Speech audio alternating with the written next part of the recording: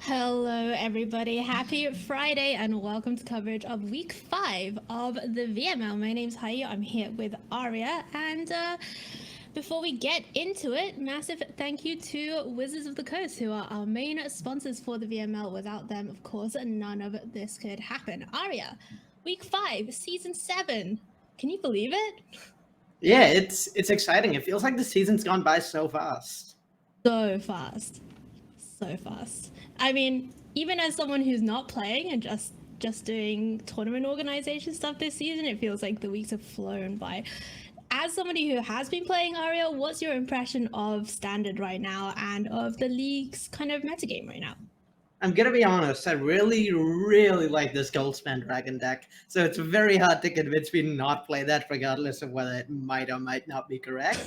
But a lot of Okay, that is interesting just a decks this season. statement, Arya, that you could have made at literally any time in the last year since Goldspan Dragon came out. So you've literally not helped me whatsoever in my quest to understand 2022 March Standard.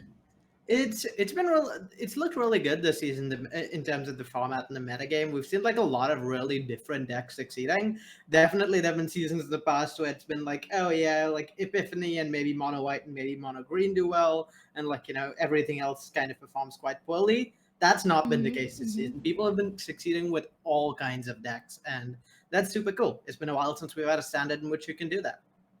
It is super cool, and we are going to get to see some of those awesome decks today because let me tell you, I tried my very best to pick out some of the coolest, spiciest, and awesomest decks that are actually all still putting up results here in the VML here at week number 5. And before we get into those, though, let's just have a quick reminder of what everyone is playing for. Of course, the winner of VML Season 7 will be going to the set championship to Streets of New Capenna. 2nd through 8th will get invites to the next qualifier weekend for Streets of New Capenna, and players are competing for the grand huge prize pool of $4,000, which is a improvement on previous seasons thanks to our new sponsors, Good Luck High Five, who have the should we say best podcast ever. Yeah, I think that's fair. That's fair, right? Like no one can really blame that. And of course, as always, a huge shout out to our WPN partner, Nerd Rage Gaming series. Now that paper events are back, NRG are doing a ton of awesome real life physical meet space paper tabletop events. And Arya's laughing at me because I said the same thing in 5 different ways all in a row. But it's very exciting, and you can check out all of their upcoming tournaments on their website as well as their online offerings on MTG Melee. Arya, do you have plans to travel to any tournaments in the future? Maybe there's a few team tournaments I'm considering going to because I really just want to meet all the folks I've played Magic with over the pandemic. I also want to set the record straight. I wasn't laughing because you said 5 different things. I was laughing because you said meat space specifically. That's what the kids are calling it, Arya. Mhm. It's the meat space or the metaverse. Those are your options. Pick one. Red pill or blue pill. You know? I'll have to take your word for it. I'm not jiggy with the lingo, so to speak. You're not jiggy with the lingo. Okay, I mean, you've proven your point wonderfully, and we will move on. Aren't you like the youngest of all 3 of us? So, on the season 7, week number 5, we are of course bringing to you feature matches from throughout this week's action. Let's quickly go to the first of those matchups before we start losing it over the meat versus non-meat options available. First up, we have Lily from Division 5. Lily is currently at 2-2, and she has brought Naya runes. So we're starting with the big deck of the format, the big bad end boss deck to beat. Do you think that's a fair assessment? It's definitely getting a little more contested now. There might have been, say, 2 or 3 weeks ago when runes was just far and away the most dominant deck. insofar as Standard has a deck to beat, I'd say it's Runes, but it's definitely a contended for title now, with Jeskai, Dragon, and the various Orzhov decks also looking pretty impressive. If you ever need, by the way, a shill for Big Dragon, you know who to call. just shoehorning it into every conversation possible. Let's go. Jeskai Dragon. I have to say something that's pretty funny of Lily's responses with that I was reading earlier is that she says her week 2 opponent used 50 feet of rope to tap my creatures, I think, to win the game, and only to realize she could have won a turn earlier if she just entered the dungeon to deal 1 damage, which is so relatable. Like I relate to that so much, first of all, and second of all, honestly, when I first read this, I thought that Lily's opponent had roped her on Arena like 50 times. And I was like, wow. That would have been harsh. impressive. Savage, yeah. But no, it was the literal card 50 feet of rope. So I'm glad we got that clear in my mind. Let's move on. Let's see who Lily is facing this week. Also from division number 5 at 3-1, it is Duen. And they have brought green-white Enchantress. Now, before we got started today, Arya said, "Oh yeah, Haiyue, you've picked three interesting matches and 1 runes mirror." And let me tell you that for once in my life, I get to say Arya was entirely wrong, because this deck, despite the fact that it is about enchantments, has 0 runes in it. It's runes-less runes. It's a runes deck. Runes? Runesless runes? That's what you're going with? Tell us about this deck. Yeah, this deck's definitely one that's small, perhaps built on the synergies rather than a single explosive engine like the runes deck. The runes deck goes very all in with putting all the runes on its creatures, building up 1 or 2 really big threats, and relying on shooting out the skulls a lot. This deck is a little more relying on natural synergies rather than on a few explosive cards. It's not playing cards like the runes that are in and of themselves quite bad cards, but work very well in very well in the specific shell. So there's stuff like Mashiko's Reign of Truth, which is just like a good card. That's a lot of statistics, and like combos with it, like Weaver of Harmony. That's an excellent combo, but it lacks a little in the explosive power the runes deck we have, because you're not going to be able to go Naturalist, Runeforged Champion, play 10 spells, put 10 counters on my things. The deck can't go quite as big in that way. Yeah, I do have to agree with you, Arya. When I read this list, so, it's playing 4 Weaver of Harmony, it's playing Spirited Companion, it's playing Machiko, Jukai Naturalist, Restoration of Iganjo. I was like, wow, this is a great Neon Dynasty draft deck. I'm like, wow, if I had this deck in draft, I would be slamming it. This is definitely a trophy. And it has got that bit of that block constructed feel. I mean, they've added, a couple of different things here and there, 3 copies of Catilda, some wedding announcements, Hallowed Haunting, of course, one of the most powerful, shall we say, effects in this deck. But at the end of the day, it's mostly Neon Dynasty uncommon. So let's see how it does. Yeah. Do you have any thoughts on how the matchup goes? It's hard to say. I'm really excited to maybe see some Weaver of Destiny action, doubling some borrowed time triggers to exile extra cards, doubling Mashiko triggers. But that said, I do believe the edge goes at least slightly to the runes deck, just because of how explosive it can be and how it can go over the top of the other deck. Speaking of explosive, here's Generous Visitor on turn number 1 for Lily, following up with Kami of Transients, and that is the 1-2 punch that you want to see in this runes deck with, of threats, a nice trampling threat, and a way to make it big.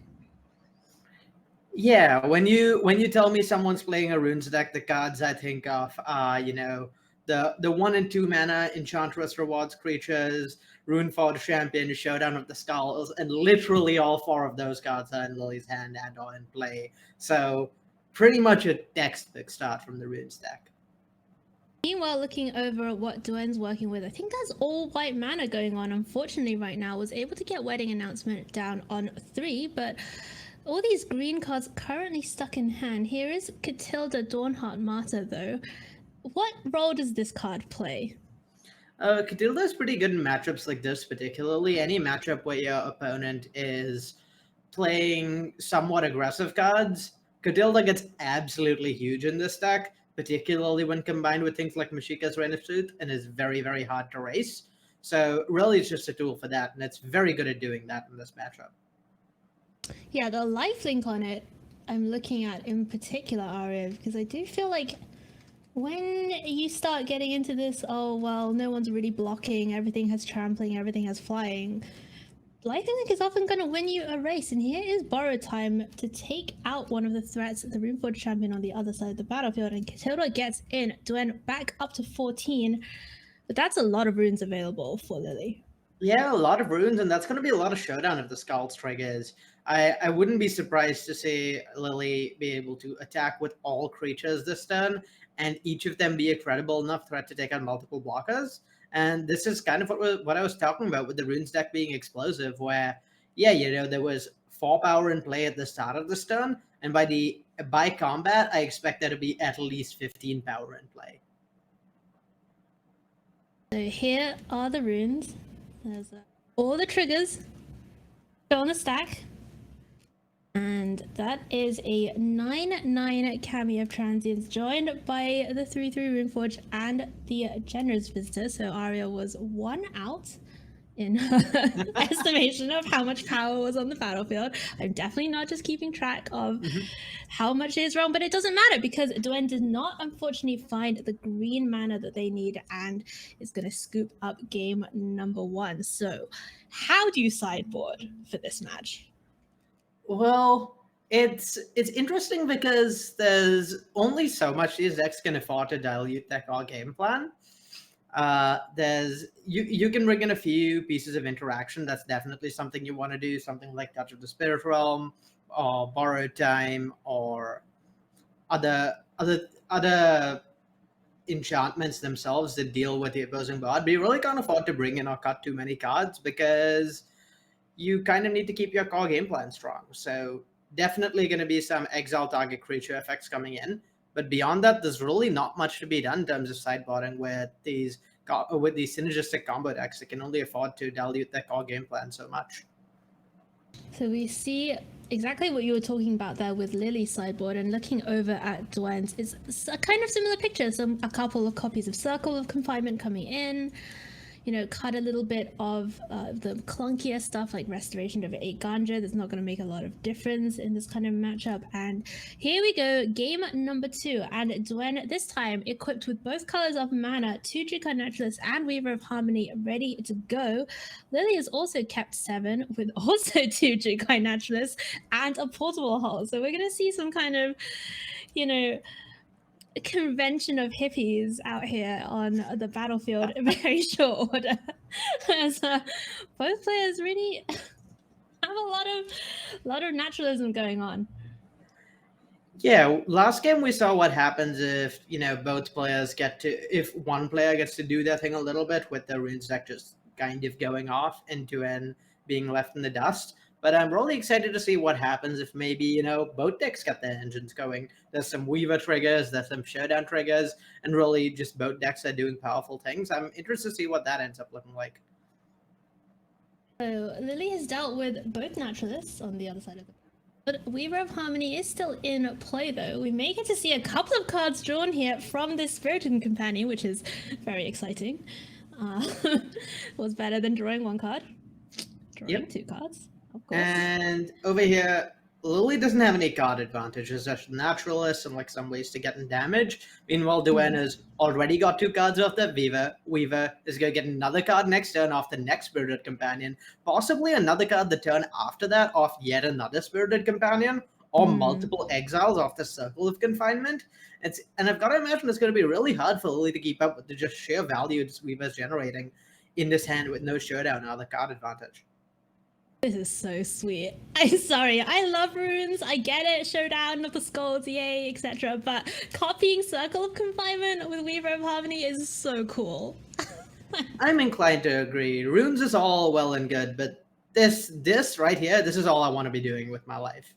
I just want to Right. be copying. So I just want to be copying Banishing Light effects with my Weaver of Harmony.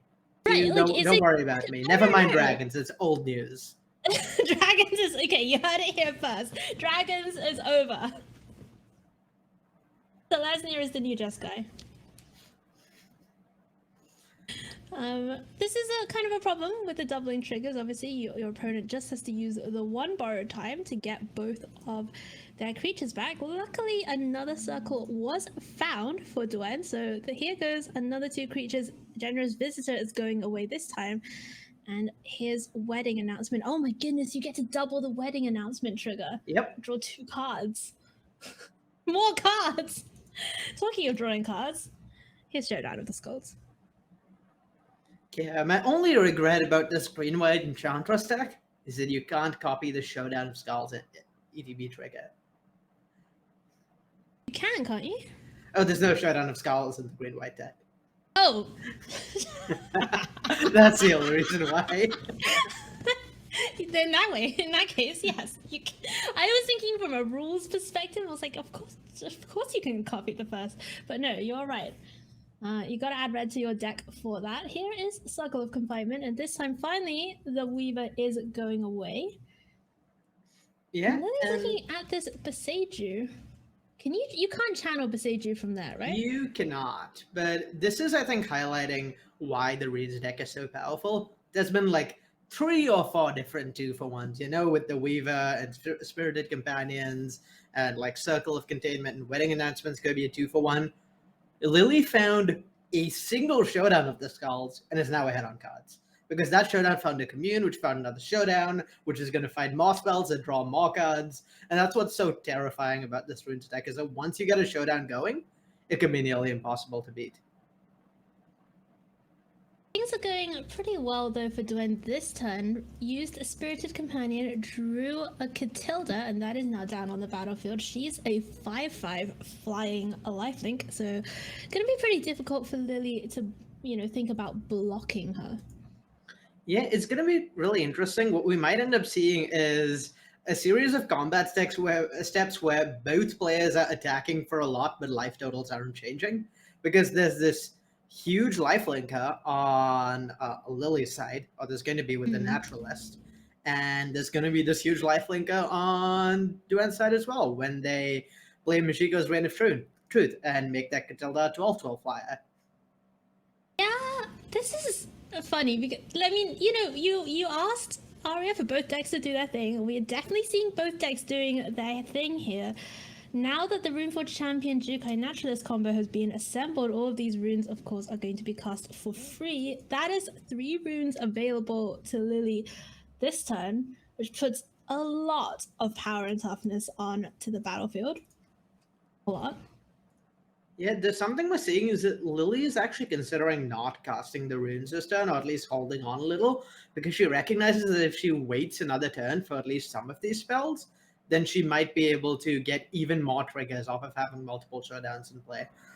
Ultimately, there's the risk of like the Runeforge Champion getting removed, and so this not being quite as good next turn. Also, at this point, she's run so many cards, she's not going to run out of things to do next turn. But there's definitely some consideration to maybe holding a few of these runes to try and wait and see whether you can run them out next turn and get even more value off the Showdown of the Skulls triggers. These are 2 massive threats coming in, 9/9 and an 8/8. Only the Jukai Naturalist has Trample currently, so chump blocking is available for at least the Runeforge Champion. Both of them have lifelink though, so that is plus 17 for those counting. Let's see what Duen finds. Just a basic Plains, but Machika's Reign of Truth. We talked a little bit about this card. Limited All-Star of Neon Dynasty. Yeah, well, that's a big Catilda. Yeah, a big Catilda, but I wonder whether it's going to be enough here, because those last turn, each rune was getting 2 triggers. A Showdown trigger and a Generous Visitor trigger. This turn, there's going to be 2 Showdown triggers and a Generous Visitor per single rune cast. And also there's an opportunity to dig for more Showdowns, more Visitors, more Naturalists. I would be surprised to see Duen make it through the stern alive, because it's so hard to keep up when the runes deck is just going off this way.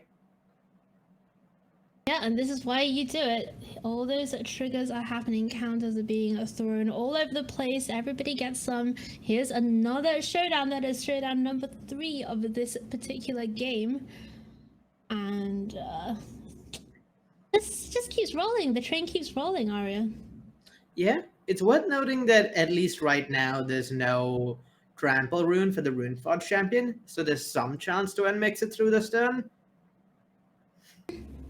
I spoke too soon. Yeah, as you say that, here it is. There is the trample rune for the Runeforge champion. And they're going to see more than enough trampling power and toughness here.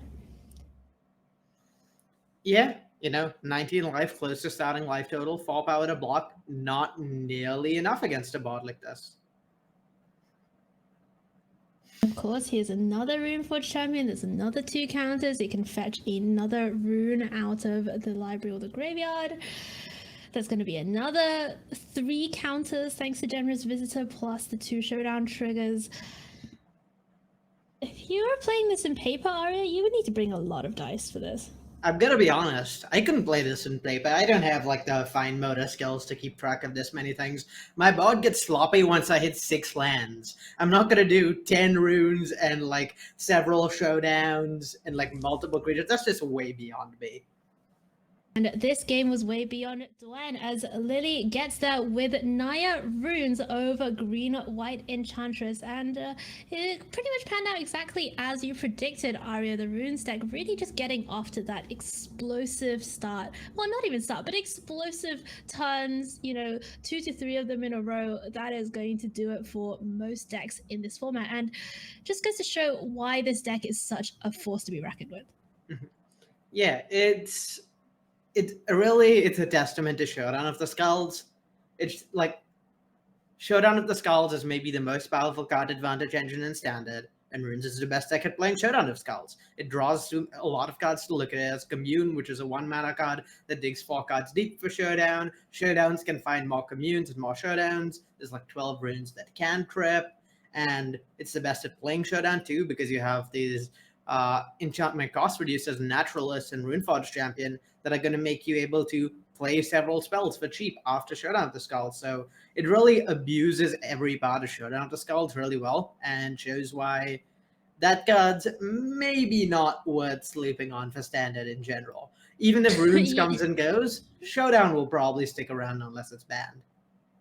Yeah, I mean, if you think about the decks that have made good use of Showdown since it was printed, a lot of the time we think of it, draw 4 is great, right? But some of the time, draw 4 hasn't been good, right? Like, people have tried it in Boros Aggro, they've tried it in some decks where basically you're just drawing 4, but really where it's shone has been the decks where each card that you draw is also more cards. Yeah. And I'm thinking of Adventures was the first one, right? You would Showdown, you would get all these adventure creatures.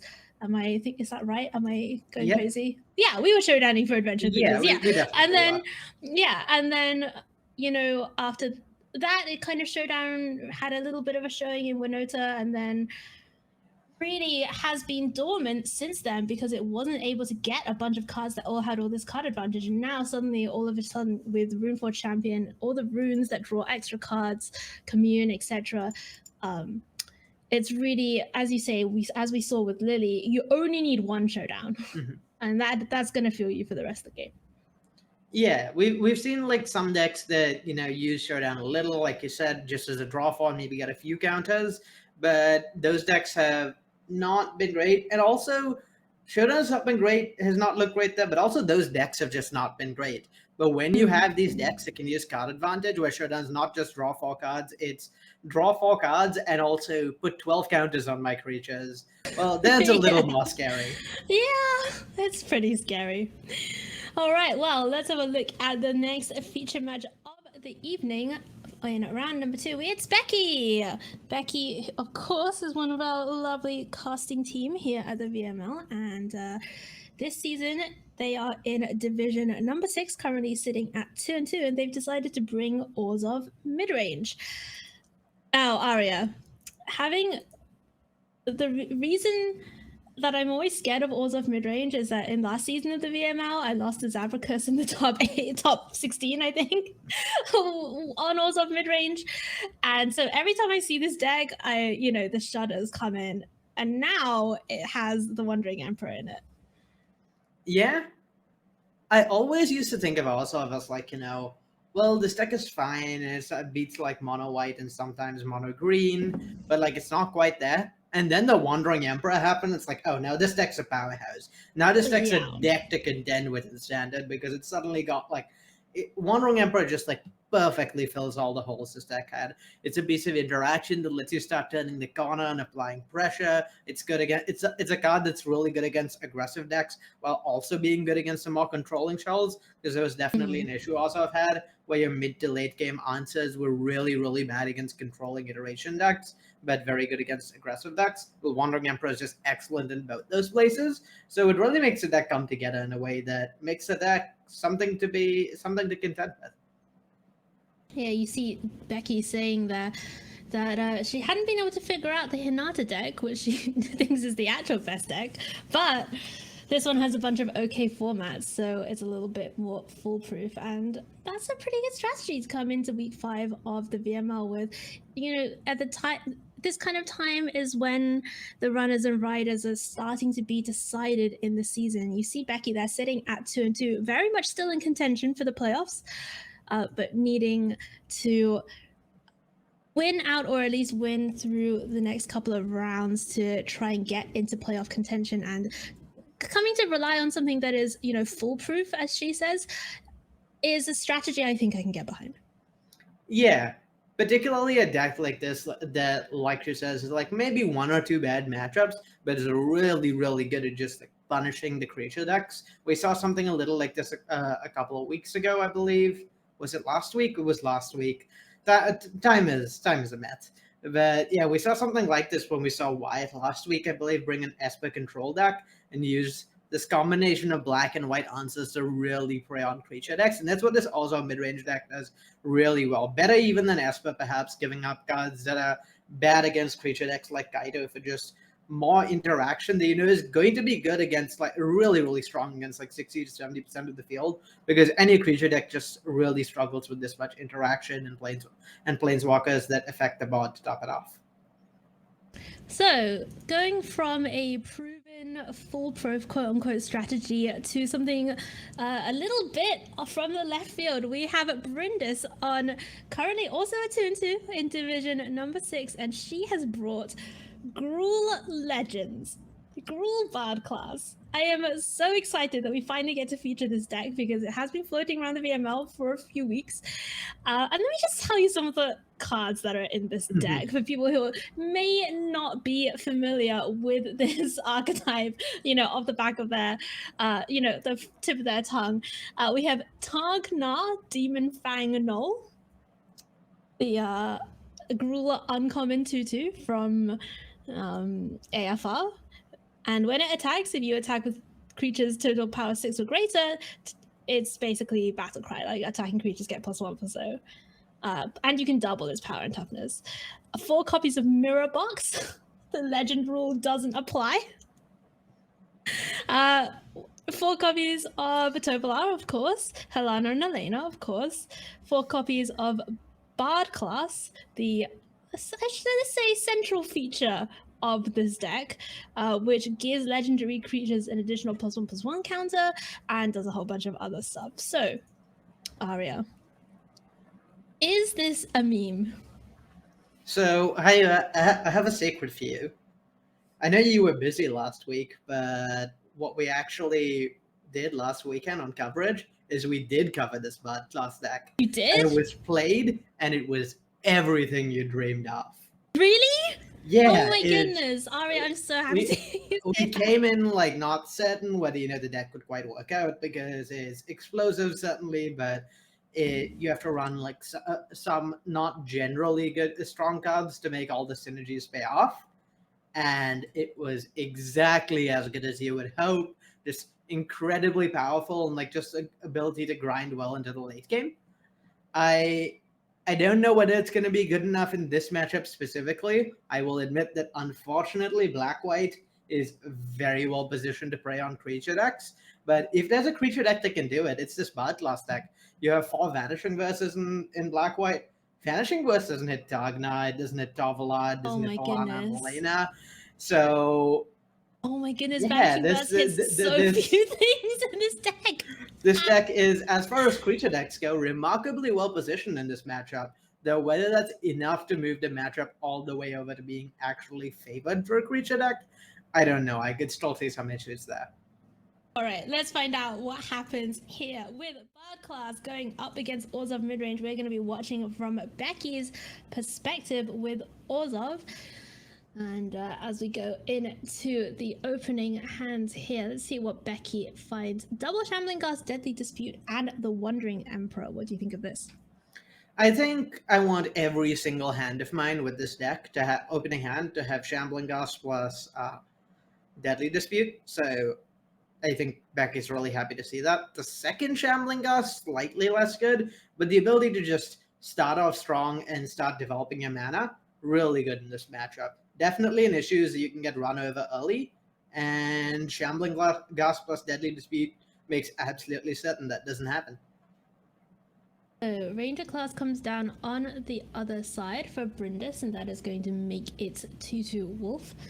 Of course, Ranger Class has been doing a lot of work in standard, predominantly in the mono green decks that we saw last season, a little bit, of course, in the werewolf decks as well. And it's going to be a immediate activation of Ranger Class here for Bryndis. Now, does that raise some alarm bells for you in terms of what you expect to the rest of her hand to look like? At least slightly. We know that Bryndis' deck has 4 Arlen, 4 Halana, and Elena. And so, with the Ranger Class getting leveled up this turn, I'd expect at least one of those powerful 4 drops in Bryndis' hand. And the other Shambling Ghast is going to come down. Deadly Dispute is ready, of course, to make a treasure and draw some cards. Yeah, the other thing these Shambling Ghasts do really well is just threaten to block 2/2s. Even though this Shambling Ghast is, like, the first Shambling Ghast was going to be used for Deadly Dispute, and Beky knew that, there's no way for Bryndis to know that, and she really can't afford to trade her 2/2 for it. So it does an excellent job in that regard. Once that 2 Ghasts around, it's a little less the case because your 2/2 might just die instantly to sacrifices anyway. That makes sense. So here is the trade that we were talking about. Ooh, Snakeskin Veil goes on the stack, ready to protect it, but Deadly Dispute, of course, sacrifices the other Shambling Ghast, and away goes the token. So Beky coming out on top of that particular exchange in the early phases of game number 1 here in our week 5 feature match on VML Season 7. Graveyard Trespasser comes down. That is a nice blocker and also quite a nice threat for Beky. Yeah, this is close to the perfect start for Beky. She traded early with everything Bryndis was doing, and then well, never mind. Wow. Things were going so well. She was ahead what on just board, ahead on happened? mana, and then Bard Class did Bard Class things. Okay, so Bryndis activated Bard Class, and now legendary creatures cost green, red less. Tagna is free, right? And Tovala costs 1. That is wild. My brain just exploded. Yeah, and we talked about Vanishing Verse not doing much. Well, Vanishing Verse doesn't have a ton of text here. It does hit that Kodama, though. Yeah, Kadama is a really sweet addition to this deck as well. The fact that all of these creatures come in with +1/+1 counters means that they are modified, and that means that whenever they do damage, they will help Bryndis go and find some more lands. Although Wandering Emperor says, not this time, not for the first one at least. Yeah. Luckily for Bryndis, Tagna checks whether the creatures that attack themselves at the time had that much power, as opposed to whether they have that much power at time of resolution. So the ability at least doesn't fizzle there. That's good. And Beky is coming down to 18, but we have a long way to go yet in this particular game. Wandering Emperor putting a counter on Graveyard Trespasser. It's going to start doing some draining. That makes me suspect that the Meadic Massacre is probably coming down this turn. Or I think Beky doesn't quite have enough mana to get the... yeah, I suppose there's Massacre. definitely some merit to waiting as well, just because you're going to be able to get more creatures in a turn. And that Here that is Hive can jump Helana if and needed. Elena. And oh my goodness, Helana and Elena coming with the extra token, which means that they put extra counters on creatures. Everything's going to come in at the Wandering Emperor. Oh no, one thing's going to come in at the Wandering Emperor, and Becky's going to take some damage as well. Tovolar is going to trigger. And here's Essica. Oh my goodness, sorry. This deck is sick. And what is the This deck many is great. strengths of I this love deck? it. Actually, This deck not is bad at incredible. all against Meadic Massacre because your creatures get so large so quickly. Oh, Like big. that Tagna, it's not dying to Meadic Massacre. If Beky Meadic Massacre is here and wipes the board, that Tagna attacks and triggers its own attacks, triggers its own back tactics, and then doubles its power to get in for 14 damage on its own. Wow. Yeah, I don't know how Becky's gonna deal with this. It's gonna start with the Graveyard Trespass. It looks like Meadic Massacre is going to be the plan this turn. It's gonna be X equals 5. So as you say, Tagna is not going to die. It's gonna be the only thing left on the battlefield. And Beky does manage to gain a little bit of life thanks to the triggers. So here's the second bard cast. Yep. Wait, does that mean no? Okay, I was like, does that mean Helana and Elena's free? No, it does not. No, mean not that. quite. Bard class specifically states that that does not include colored mana costs, just for fear of something like that happening.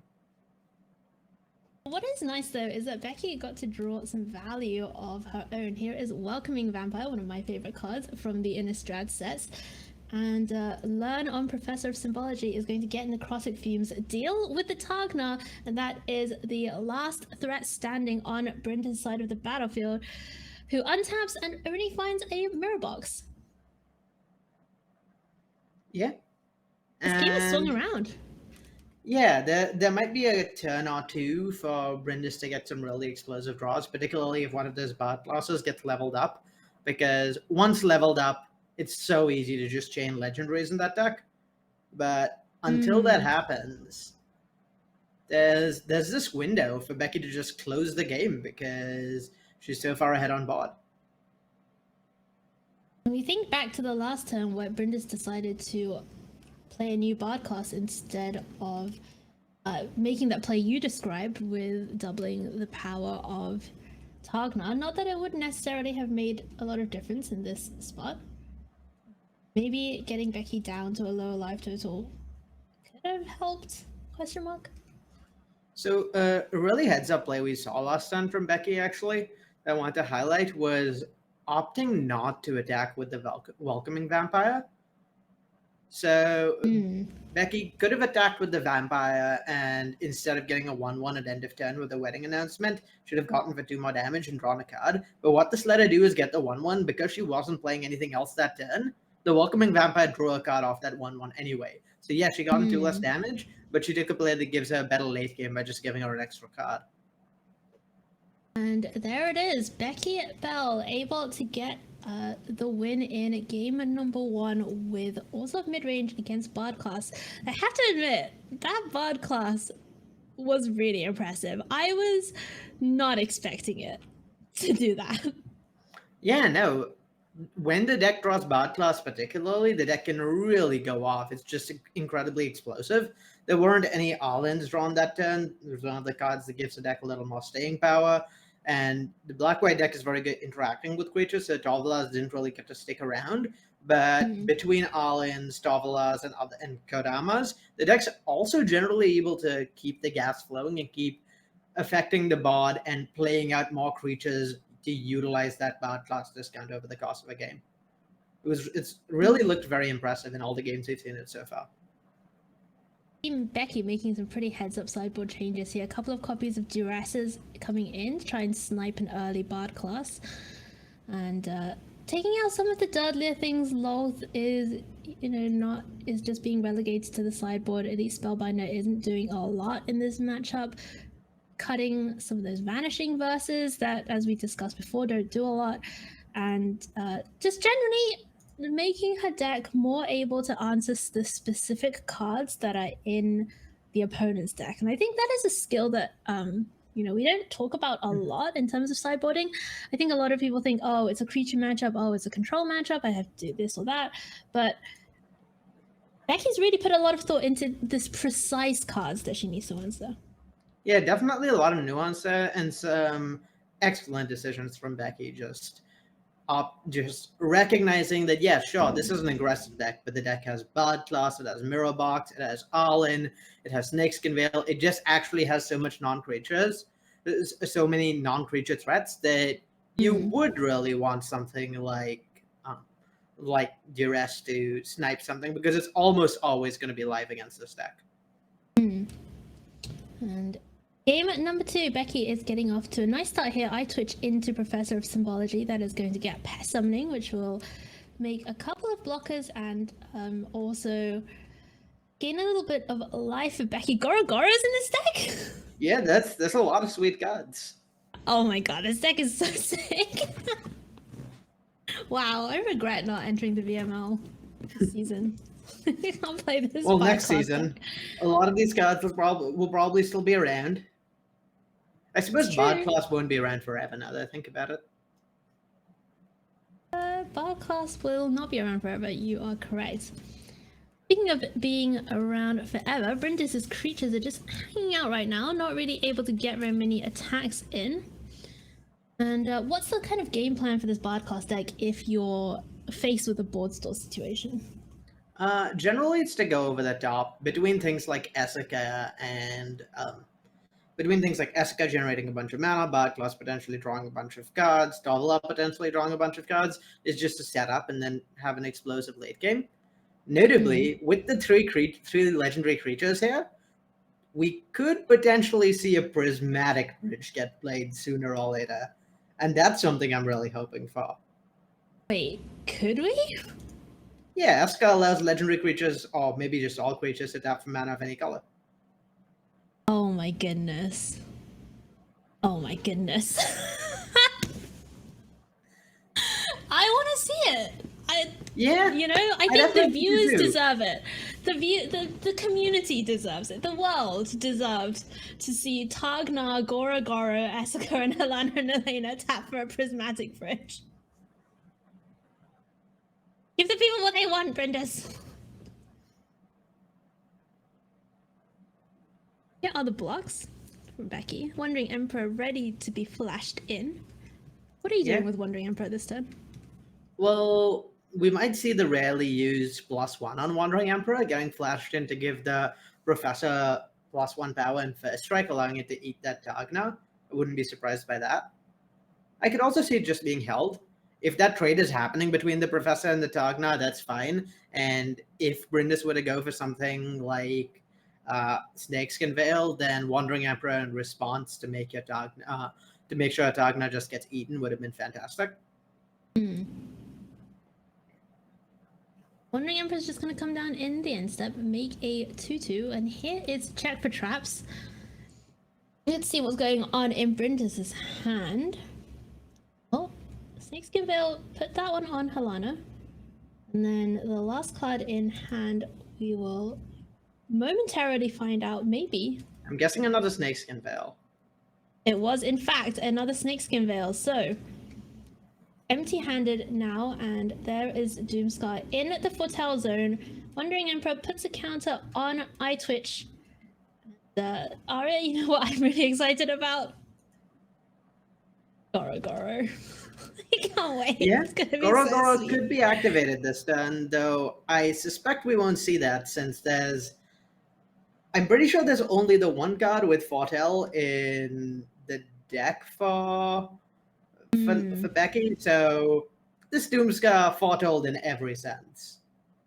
That does make a lot of sense, and you see Bryndis recognizing that as well, using the counters from Helana and Elena on the Den of the Bugbear, because that, of course, is something that will not get Doomscarred away.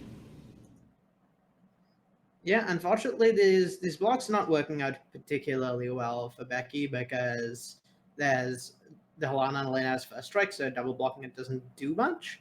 But that said, those creatures are not doing anything. Doomscar's wiping them away anyway. Oh, and Beky getting mascot exhibition here instead of something like necrotic fumes, maybe recognizing that, you know, after stabilization using this Doomscar, the way to kind of prevent these problems happening in the future / close out the game for herself is to really put an army in a can on the battlefield. Yeah, and you mentioned after stabilizing, but I'm beginning to wonder whether that's going to happen because there's that Doomstar that can wipe up the board, but that Den of the Bugbear that's a 5/4, that's going to stick around. That's not going anywhere. Yeah, and Beky actually deciding not to Doomscar, favoring the option of making more blockers instead. Den of the Bugbear, of course, doesn't have any kind of evasion, so it can just be chump block, but this is an absolutely massive army now on the side of the battlefield for Bryndis. This Bardcast deck really showing that even without its namesake enchantment, it can still make a lot of very scary threats very quickly. Yeah, unfortunately, I believe we're just 1 mana off of Goro Goro getting activated, as much as I wanted to see that. I want to see Goro Goro get activated so much. Soon, hopefully. So much. But yeah, the situation's only getting worse because Doomscar happens this turn, and yeah, you get a 1/1 off of Wedding Announcement to chump block. So unlike last turn, Beky guarantees that she'll have something to survive this Den of the Bugbear, but not an ideal spot. You're jumping, there's another 1/1 coming down. Maybe the lair also gets fired up, so there's extra damage coming in. Actually, I believe we're 1 mana off of firing up the lair. Yeah, unfortunately, I think lair doesn't fire because X can't be 0, despite the fact that Arena always gives you priority when X is 0. Not that I'm complaining. And here it is, mascot exhibition on turn number 7. Beky planned this really well, actually, if you think about the last few turns, because she could have Doomscarred a turn earlier and decided not to. And to wait for exactly this, Doomscar into the mascot exhibition on the next turn. Wedding Announcement is flipped. All of those creatures have +1/+1, and here comes Arlen. Yeah, so really heads up play, recognizing that Doomscarring without a board to stick without a board that stick around after was not really worth it, with the Den of the Bugbear pretty quickly taking over the game. So waiting that extra turn, making sure she could get the Wedding Announcement down beforehand to at least have a chump blocker, but in a really excellent spot here. White Twitch is coming down. The 3/2 Inkling takes down Arlen. Now, what can Bryndis do here? Still has that giant Den of the Bugbear. Yeah. Yeah, Bryndis has the Den, but I feel like the window is starting to close for her to win this game. Beky is going to start applying pressure herself. The Wanderer's going to come down, start generating an advantage on board. And I've got to imagine in a few turns, Bryndis will no longer be able to chain draws off to win the game. The deck is very explosive, and once it gets going, it can keep going very well with things like Tovola. But when it's behind, this Bloodlust deck is a little lackluster at times and just kind of lacks a way to apply pressure. Helana Elena is quite a good draw here for Bryndis. Gets to put that down, fire up this layer, can start putting counters on the layer of the Hydra. Maybe start thinking in a couple of turns about attacking with it. Of course, this turn it is still smaller than that 5/5 elemental token from Prismari College. Yeah, if there's the one card I want to see in this spot, it's definitely Helana and Elena, but I don't know whether it's going to be enough against just the sheer amount of creatures that Becky's put together at this point. Doesn't Helana have reach? Secret reach? In fact, Helana and Elena do have reach. Yeah, so yeah, there we go. Secret reach. And first strike as well. Look, that's a lot of abilities to fit onto a single. Yeah, it's hard to remember that many. And Beky also found a copy of Edgar Charmed Groom, which is another, another one of these mid-range threats that just doesn't go away. It's so annoying to have to deal with. It keeps coming back, making 1/1s, etc. And we're getting to that point in the game where, unfortunately, a little misclick there from Bryndis, and was unable to. I think she was supposed to fire up the lair. Yeah, I don't think she was planning on attacking with the lair, so it makes sense to fire up the den just in case she wants to put the counters on it. It wasn't possible to play out the Tagna and also be able to attack with the lair, and so recognizing that and just not firing up and being able to attack with the den. Sorry, so recognizing that, she made the play she could, and putting counters on the Tagna. I mean, it's a little scary. Maybe slightly lesser with this Edgar holding it at bay, but if she finds a way to give it trample like Kodama, if Beky finds a Kodama here, for example, she could play Kodama on one turn, then the next turn put counters on Tagna, attack with it, trigger it, get it up to 7 power, activate it, and that's 28 trampling damage. What? If you double power multiple times, that can be really scary. What? Honestly, Arya, you were just saying all these words and, just like generic fantasy card game words, and then suddenly you said 28 power with trample, and I was like, where did that come from? Although, currently though, for Bryndis, it is just facing down this eye switch that is coming in every turn. Now that it's a 3/3, it can attack past Helena and Elena. Yeah, and depending how Beky wants to play this, she certainly has lethal next turn, where she can just, get in with the Eye Twitch, or just make a 2/2 with the Wandering Emperor, Metic Massacre, wipe her own board entirely, and just kill Bryndis off the triggers. Oh, just burn Bryndis out? Is it your opponent loses life when your creatures die? Yeah. It's that way around, right? Yeah, your opponent loses life for each of your creatures that die. And I think Bryndis is kind of, obviously Bryndis doesn't know about the Meat Hook Massacre in hand, but knows of that with this kind of wide board and the way that this game is going, Beky's just getting recurring advantage every turn. Bryndis hasn't been able to stick a Planeswalker in this game. And it's time to, I think, just get smashing. Just got to try and push through some damage, maybe get this Wandering Emperor off the battlefield, and see how Beky responds. Yeah, and for Beky, this Wandering Emperor doesn't matter. Because Bryndis is quite likely just dead on the crackback, so she just needs to make sure not to die, and I've got to imagine she's got this game. All the creatures going a Wandering Emperor don't matter. And then there's a 5/4, I believe, and a 7/5 Den of the Bugbear, which is in fact a very large bugbear, and a 7/6 Lair of the Hydra, it looks like. Yep. None of those And have there's trample, though. a couple of wolf tokens that are going yet. Sure. Well, I think one is going at the Wandering Emperor and one is going at Beky. It looks like just almost everything's going to end up blocked, which is just the same option. Right, and everything, I mean, there's a lot of eats available here, right? So, yep.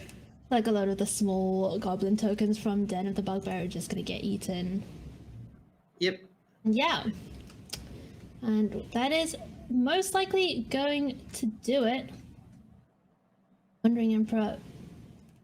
Put another counter somewhere. It's going to be attack with all. Helena has to chump here. And I believe that is exactly lethal. There's exactly 3 creatures dying on Beky's side of the battlefield. Oh, Beky, give us the style, the style win. Becky's like, yeah, I'm gonna win with creatures in combat like a normal human.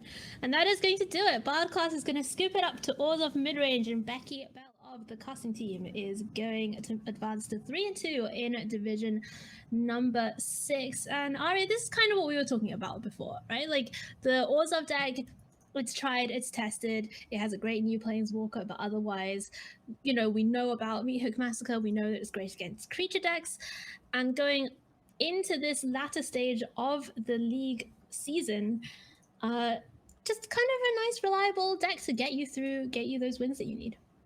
Yeah, it's very good at doing the thing it does, which is beating creature decks, and did an excellent job doing that here. All right, well, that is 2 of our matches done for the evening, 2 to go, and let's have a look at what is coming up next in the feature match area. It is from Division 1, PKShellboy, who has brought Selesnya Midrange. Yeah, this is a really interesting take on the standard meta, recognizing that, you know, runes, yes, they're a problem. They can be a hard deck to beat sometime. So but like, there's also these other creature-based decks with Brutal Kata and Skyclave Apparition that are preying on runes. So you know what beats both of those? What if you just play a green-white ramp deck that goes over the top and has like these powerful threats like Esika's Chariot, and you also just play cards like Archon of Emeria, Wandering Emperor, cards are super hateful for runes that make it basically impossible for them to ever win. So, you know, you just beat the mid-range decks and get free wins against runes anyway. Kind of the best of both worlds. Wow. Esika's Chariot. It's honestly shocking to me how little Esika's Chariot we have seen in the last few weeks. When this card was the terror of Standard, it was so dominant, and there were so many calls for it to be banned and this and that, and Sultai Ultimatum played it, and all the mono green decks played it, and literally anybody who could, you know, play forests were playing this card, and now we see it in Selesnya Midrange, in the newest Neon Dynasty Standard. Do you think that we're going to see Esika's Chariot make a comeback in the future and become dominant again? It's gonna be hard not to see that happening, right? Like, yeah, it's a little bit of a lull in play right now, but I remember back in like Adventure Standard and like immediately after that, Esika's Chariot was easily the most hated card in Standard. Easily, yeah. Well, sure, there's some things that beat it, things like Alrund's Epiphany that go over the top, but the things that are powerful enough to beat Esika's Chariot generally don't tend to stick around unbanned for long. So I think it's only a matter of time before Esika's Chariot's back at the forefront. So ban everything until Esika's Chariot is good. That's your take? Well, it's not my take. We should just write that into R&D. It's just, you know, my view of what's probably going to end up happening one way or the other is things like Alrund's Epiphany, things like probably Goldspan Dragon with this Show of Confidence deck. Those things a little stronger than what Wizards generally seems to want in Standard. So I wouldn't be surprised to see Esika's What dragon? Do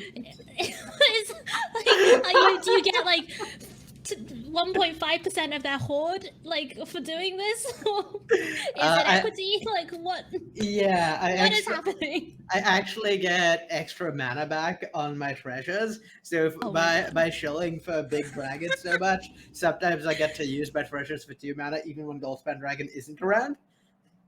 Oh, I see. I thought you were maybe getting, you know, like 2.5 mana from each treasure. I'm not at that level yet. I feel like I need to do a little more good work shilling for them, and then I can write and ask for a raise. Like when you've converted enough believers to the cause that will go out and exactly and shill more. Don't call it a pyramid scheme. Yeah, it's, you know, we got past the first level, which is just 1 mana per treasure. We're at the second level, which is 2 mana per treasure, and, you know, there's just a few of these levels, multiple you might say, in which you can get different amount of treasures back from your Goldspan Dragon. And would you say that you have to do marketing to well, that's what I'm doing right now. The terms of your all right. So let's see what PKShellboy's facing. with Selesnya Midrange. It's Diidadaa from Division number 1, and she has brought mono white aggro. Let's go, try it and test it. Mono white aggro. Is this just going to get outsized by Yashan? I'd be interested to see whether that happens. Mono white is perhaps one of the faster aggro decks we've seen in basically any standard recently. It's very good at having powerful threats like Adeline that go under, and threats like Luminarch Aspirant that scale. It's not your grandmother's mono red deck that like sure it had a bunch of derpy 1s and 2s, but they got outscaled in the mid game. It's not your grandmother's mono red deck? No, it's not. It's not even the same deck.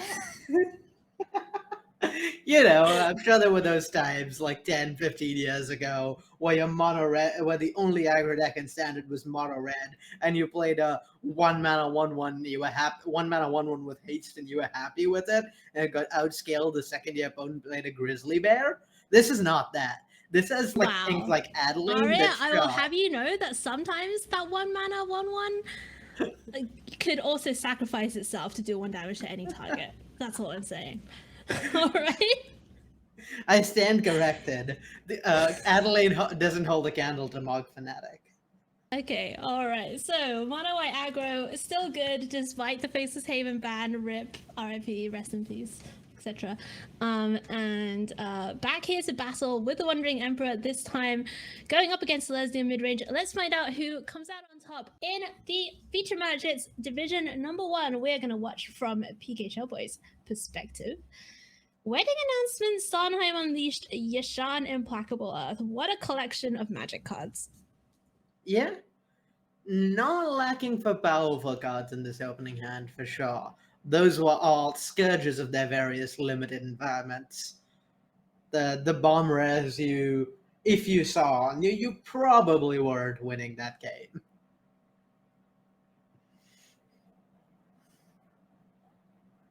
Wedding announcement was so good and limited. It was so much fun. It was so good. Honestly, I was medium on the Innistrad sets, but I did have a lot of fun with Wedding Announcement and Welcoming Vampire. I'm putting them in the same deck.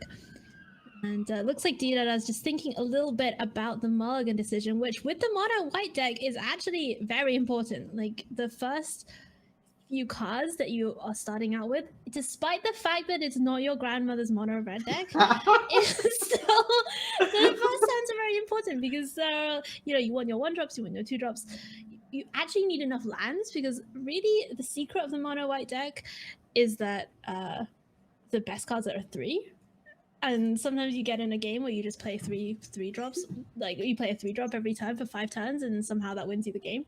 So the decision is good. I love how you're categorizing the fact that Adeline and Brutal Cathar are the best cards in that deck as a secret. Well, the secret is that it's not a white weenie deck, is what I'm saying. I see. Everyone, not your grandmother's mono red thinks it's deck. a 1-drop and 2-drop deck, but really it's an Adeline, Brutal Cathar, elite Spellbinder deck. Here comes Wedding Announcement. Yeah. Speaking of white weenies. No second land for Diidadaa, and that's probably that being 1 turn too slow, probably going to be the nail in the coffin against this deck.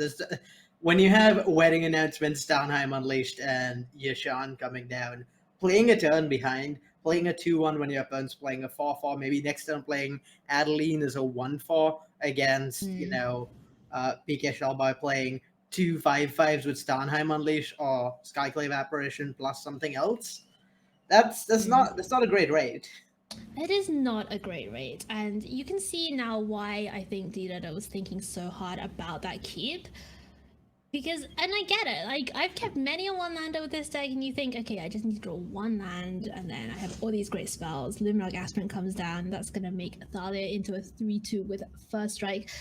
But getting so far behind on mana to the ramp deck is a problem. And here is Skyclave Apparition to deal with that Thalia. And attacking in with Yashan. Yeah, I believe that was a 6/2 from Diidadaa.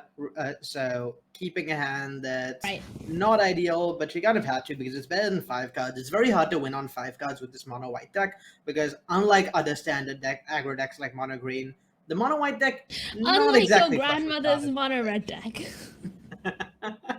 My grandmother's mono red deck didn't have card advantage either, unfortunately. Hey, there's card advantage in. Oh no, they don't play Welcoming Vampire anymore. Adeline has card advantage. You know, you talk about Adelaine and Welcoming Vampire, but I'm never gonna forget Gavin the Dawn Guard. That's the card that really makes these mono my white decks take goodness. this spot. Get out. That's what really gives you the card advantage you need. Get out of here. And it's PKShellboy being on the aggressive here. Diidadaa is going down to 6. This game has not worked out very well at all for her. And, oh my goodness. It's a hand full of portable holes. It's like the surface of some kind of Swiss cheese going on the other side of the battlefield. That is going to do it. We're going to see mono white go down to Selesnya in game number 1. And what are we bringing in? Probably just all the cheap interaction you can get. So there's Circles of Confinement definitely coming in. Stuff that's more on the more expensive side, maybe getting trimmed a little. Yashan, just a 4-mana 4/4, not ideal. You could see something like Essica's Chariot getting trimmed because it just gums up the ground but doesn't deal with big flyers. You could see Starnheim Unleashed getting trimmed because it's so expensive. Really, a lot of options that are kind of fine but not excellent. I could see Valorous Stance getting trimmed as well. Just there's not that many high toughness threats from the mono white deck. But at the same time, an instant speed way to kill Adeline, pretty useful. And there's not too many of them in this deck. So now you like Valorous Stance against mono white? That's what you're telling me? I'm not saying I like it. I'm just saying sometimes you have to use it. To give you some context, my friends, I spent a large part of the last season of the VML playing mono white by accident. And Arya and I got into a lot of discussions, shall we call them, about the mono white mirror. And one of our points of difference was that I was a believer in keeping some number of Valorous Stance against mono white, and Arya said, "This is awful." It will not. I stand by it. I do not think you should leave them in the mono white mirror. This deck doesn't have quite as many removal creatures. There's not 8 Skyclave Apparitions and Brutal Cathar's post-board, and that's why Valorous Stance is maybe acceptable, and no other reason. So Diidadaa has played Hopeful Initiate on 1, and then found all the land drops, and not played anything on 3. What does that signal to you? Well, probably Legion Angel, if there are any in Diidada's list. Yeah, there's Legion Angel. Yep, I would expect a Legion Angel on turn 4. There's got to be something happening next turn that made this hand keepable. Maybe Wandering Emperor as well. Yeah, definitely a 4-drop of some sort is what we're arriving at. Able to use a Ganjo this turn to kill the Prosperous Innkeeper, which is, I think a lot of the time when you play against this kind of deck, you think, oh, Prosperous Innkeeper, that's not a very big threat, right? But if you're on the aggro side of things, Prosperous Innkeeper is really annoying. When your whole game plan is to try and kill your opponent before they go over the top, you cannot let them keep gaining life, especially when they have stuff like Wedding Announcement and ways to make tokens in their deck. Like, they're going to gain a lot of life off that single Prosperous Innkeeper, so I can definitely see why Diidadaa chose to kill it in that turn.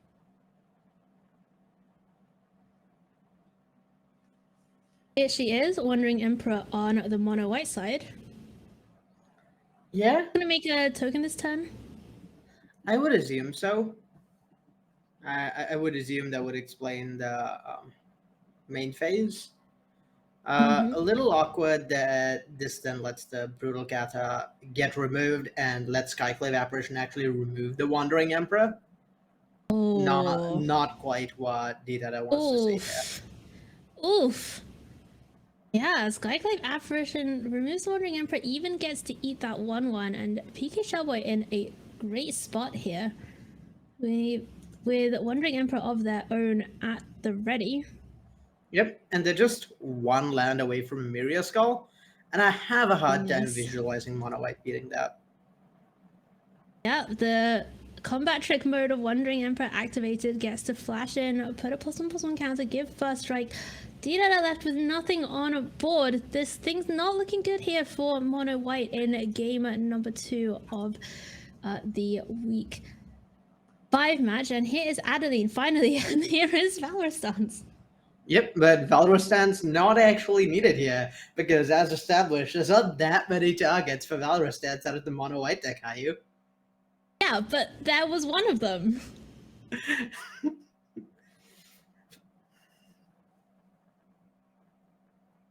Also, okay, the reason I like Valorstance, my friends, in the Mono White mirror is that it's the mirror. Your creatures are the same size. So when you get tangled up in battle, being able to give one of your creatures indestructible is really valuable. I will die on this hill. Interestingly enough, it reaches a weird situation where if your opponent is bringing in Valorstances, then that makes your Valorstances kind of worth it, because then they kill your opponent's Adelines and protect your Adelines, and Adeline's the most important card there is. Exactly. But if only one player's bringing them in, they can be a little clunky. Right, here is Essica's Chariot. Scourge of Standard past. Maybe Scourge of Standard in the future. But for now, And taking a little rest. I mean, maybe the rest of the Standard format is just going to be bouncing between Chariot decks and Showdown of the Scolds decks. possibly. I'm excited to see this Essica's Chariot make an Angel token, though, off Emiria's Skull. Wow. That's not one of the tokens I've Dragon seen Chariot make yet. Unbelievable. Just just threw it right out, and literally you missed your chance. And I hate to tell you, I'm actually a secret representative of corporate Dragon, and you failed your secret shopper test. No, please don't tell them. I got a photo to fail. Not them this far in. PKShellboy with a bunch of different options here. Gonna put the counter on the Chariot and make an extra 2/2. It's a little way away from Emiria's goal. And Adeline does have a good block here, but essentially a free 2/2 for PKShellboy. And soon enough, we are going to get to see all of these creatures swing in for lethal with Wedding Announcement, getting ready to provide an Anthem effect soon as well. Here comes Luminarch Aspirant though, and we have to say, on the other side of the battlefield, that Intrepid Adversary is doing a pretty good job of holding the board down. It's a 5/3, and it has lifelink, and it's making the other creatures, especially that Adelaide, massive. Yeah, though that Innkeeper pretty big draw, because there's sure the Adeline's getting big. There's a scary Intrepid Adversary. You know, there's a lot of awkwardly statted things for PKShellboy to actually be able to attack you. But Emiria's Skull, yes, it makes 2 4/4s. That's a well-known line of text. The other line of text on that card is that it gives all your non-angel creatures indestructible until your next turn. So the second Emiria's Skull gets played next turn with that extra treasure off of the Innkeeper, I'd expect the entire board to swing in, and I have a hard time imagining Diidadaa will live through that. So PKShellboy realized that that Adeline is a 6/7. It's gonna eat the Chariot. Things have changed since, of course, the last turn. And all these counters are just gonna be piled on to make a big Adeline. And of course, Diidadaa does not know about this Emiria's Call in hand.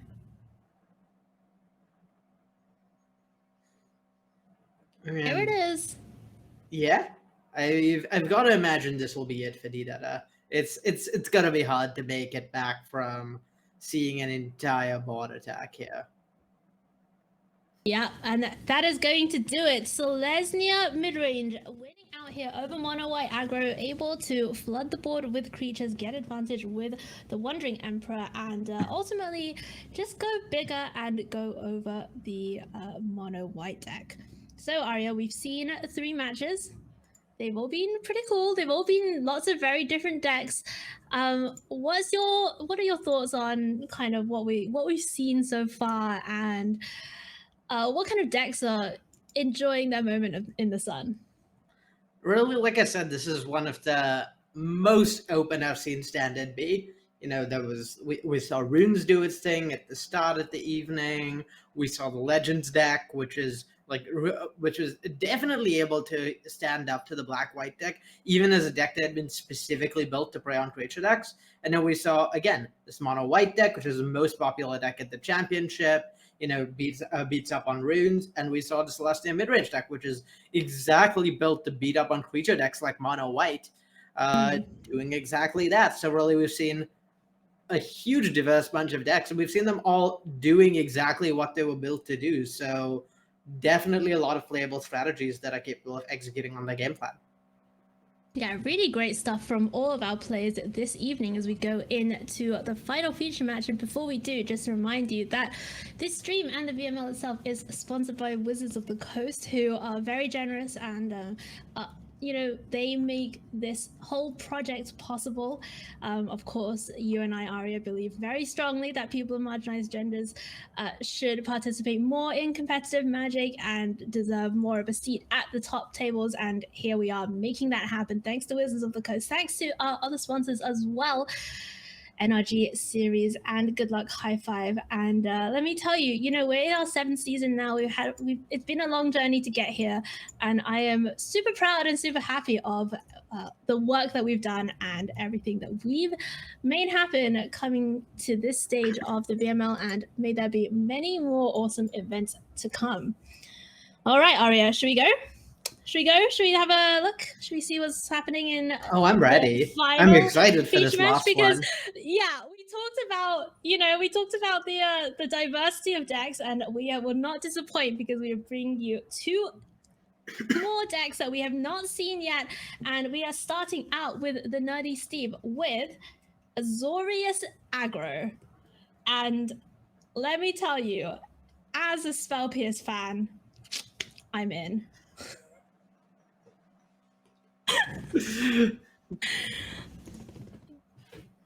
You know, I played a bunch of mono white and blue, obviously my favorite color, and this deck kind of a little bit of a mix of that.